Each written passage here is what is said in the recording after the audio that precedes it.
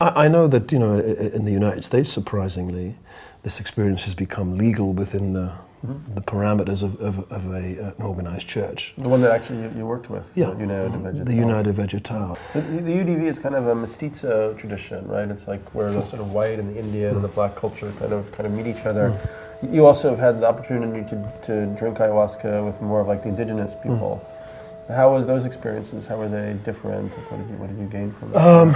I actually preferred drinking it with the shamanic tradition more than the syncretic kind of religious thing. It was very kind of Catholic based, and I was reserved about it because of my own history. But drinking it in the jungle with Shwara, I think was the name of the tribe. They'd heard about me, kind of, and it was a small group. It was about 10 of us. And the first thing they said was, "Which one's Sting?" They knew something called Sting was some kind of big honcho. I sort of raised my hand quite anxiously and said, "Oh, okay, we got special brew for you." Massive cup of this thick, viscous stuff, and everybody else was getting small cups of much more mellow-looking stuff. And I said, "Oh, okay." So I knew what was in store. I took it, went to my hammock and tied the seatbelt on. I was destroyed. I just simply didn't exist. I basically crawled to the shaman and said, "Please put me back together again." He said, "No, you're doing really good." And then they beat me with leaves and blew tobacco smoke on me and literally put me back together again with this incredible care and love and attention. I think ayahuasca gives you what you need. And sometimes, I think I need my ass kicked a lot of the time. I'm in a profession where your ego is constantly massaged and it's built up. So for someone like me, the ayahuasca experience is essential. I need to be beaten down occasionally. But I'm always confident that no matter how troubling the experience is, and it's full of dread, and that I will get this feeling I described before of incredible love for myself, for everyone around me, for the world generally, for nature. And that is a true religion in the real sense, reconnecting with who we are and actually what we are. We are not separate from nature. So I think it's a true religion. It's a genuine religious experience for me, not lip service. It's the real thing.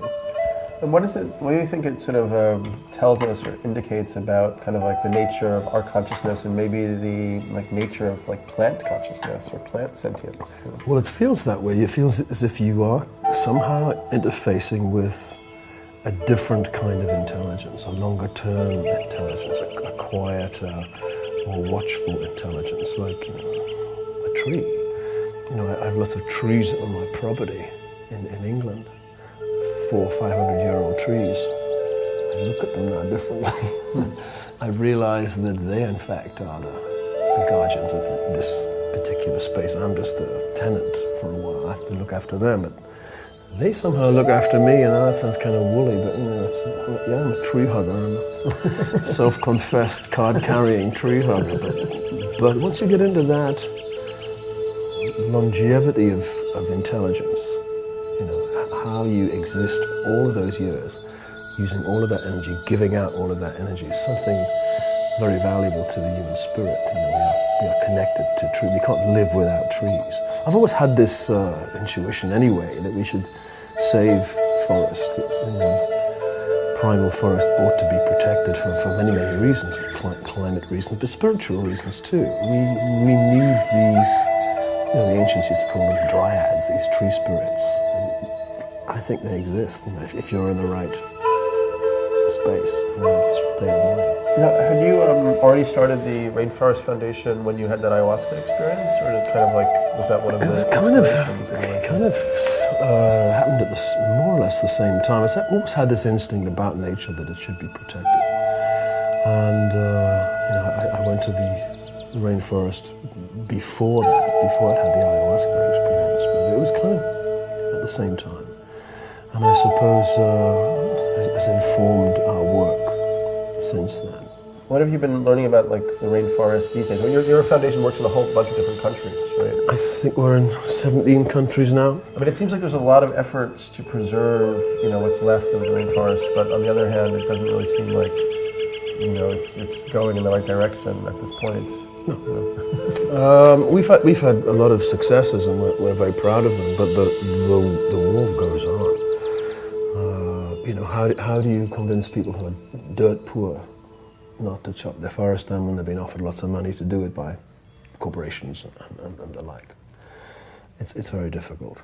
But as I say, we've had enough successes to carry on and just to see that it does work, and people's lives have been protected through this legal work. And Trudy's been working on a film about the oil companies down there. She's been in Ecuador for the past year, dealing with the aftermath of big American oil companies' work. They're leaving more toxic waste than Exxon Valdez left, and cancer's rife. People have no fresh water. The fish are dead. They can't grow food. There is oil everywhere. Babies are given, because there's no other choice, water that's polluted with oil, and the cancer levels are out of. This is a big legal case at the moment. They made. I mean, probably still in the U.S., most people, or maybe even in Europe, most people really don't have much idea what happens to these environments when the oil companies come in to supply this. They're basically destroyed for what is probably worth a couple of weeks motoring in the world. Right. And then you lose something that is priceless and has been there for millions of years and will never be replaced, all for the sake of driving a car. I drive a car, I drive in planes, I'm as guilty as everybody. I'm more aware now of where that comes from, and the actual price of it is, we need to stop. So I've written this book, as you know, about 2012 as some kind of transformation point, potentially. I mean, what do you think about that as a concept? I mean, do you feel that we're moving towards some kind of make or break changeover point? Well, here we are in 2008, and the economy looks like it has no bottom. There's no bottom to it. But on the other side, I don't think there's any ceiling to it either. I think the potential in this time is enormous. And as you say, it's a time for transformation, and as you say in your book, apocalypse means uncovering. It doesn't mean necessarily disaster. It means uncovering of reality. So we're facing reality, and I don't think there's a better time to be alive. I think it's incredibly exciting. I think most of the souls are on the planet right now because everybody wants to have a front seat in this apocalypse, this thing that's going to happen. But it's a gradual uncovering of reality, and I think we can only really welcome that and be optimistic about it, with some reservations. We don't want to destroy ourselves, but we can see it as an opportunity to change and change the way we live and the way we interface with the planet, which goes back to my ayahuasca experience, really, being connected to it and living a genuinely connected life. And it's not easy in the modern world. We all pollute the planet. I mean, you come into contact with so many communities from all the traveling and touring and all this stuff. I mean, the Hollywood community and the rock and roll community. Do you feel that there is some kind of development or evolution of awareness, consciousness, more sustainable behavior patterns? I think more and more people in my industry are part of that movement. And I think we've gotten over the idea that if you say you're for a cause, you're just some sort of self-serving, fantasist, that it's all about your ego, or it's all about being more famous or whatever. I think we're over that. Everyone realizes that we are in crisis, and everyone has a part to play, even celebrities. So the work I do tends to be less visible. I prefer, we raise funds, but I stay away from the front line. I stay away from the cameras, because it's not helpful sometimes. As a celebrity, you can actually bring a lot of attention to a subject, and you point at the moon, but people will be looking at your finger. As a celebrity finger pointing at the obvious, So I raise funds. I leave the very complex work at the front line to to experts. You know, we're an NGO with some very, very able professional help, so that they don't need a celebrity on the front line. So to such an extent, I've been doing yoga now for well over 20 years, and I think it's given me another lease of feeling like a young, virile man. I'm 57. I feel like I'm 20. Mm-hmm. I have the energy of a 20-year-old, and that same kind of lust for life that I had then. I think largely through yoga, through being open to experiences rather than closing off and saying I'm now finished. Mm-hmm. Mm-hmm. I consider myself, always have done, a student or a work in progress. Learning stuff interests me, and I think it's that mental thing of being willing to be out of your comfort zone a lot of the time to learn. I'm doing an opera at the moment in Paris. Not because I have any hubristic sense that I'm, now an opera singer at all. It's just I've been given the opportunity to learn something. Performing on stage in costume, acting, not bumping into the furniture, and singing at the same time. To learn. And it's just taking yourself out of the comfort zone. It's like ayahuasca. You put yourself in the position of the pupil, and the master will come and bring you for a while, and then something new will appear, something will transform. I believe in that, and I think that's the secret to life. How much yoga do you do these days? Well, I do yoga and Pilates as an hour or two a cross day. training. I do 2 hours a day, and I'm pretty fit. Yeah. Sure, but I couldn't do my job if I wasn't. What? I'm sure you could beat me up in a minute. I wouldn't do that, no. I'm very peaceful. So, but did the yoga have have you ever had mystical experiences, anything along the lines of the kind of ayahuasca experience through yoga? Or is it more just like a calming, meditative? I mean, what kind of benefits do people get from a dedicated yoga practice? I've done Ashtanga yoga for many years, and it's a pretty militant form of yoga. And the meditation at the end of an Ashtanga session comes from exhaustion. It's the discipline of exhaustion. You're completely wrecked. And then you just sit quietly, and you do enter an alpha state.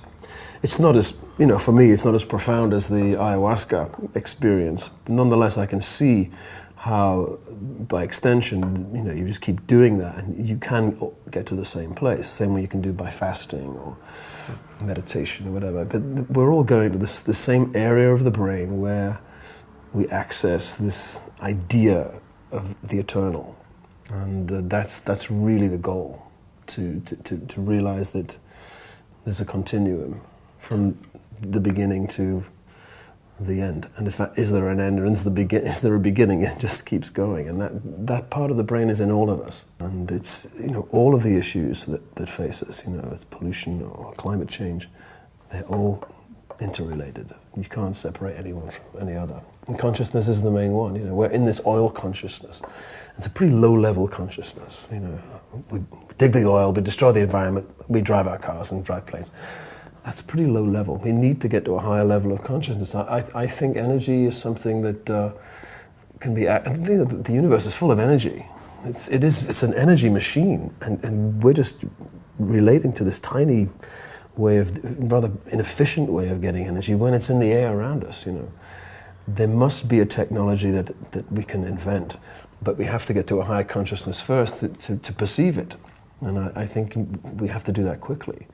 As a species, we evolved through crisis. I don't think we would have left the sea if it hadn't been some sort of crisis in the sea.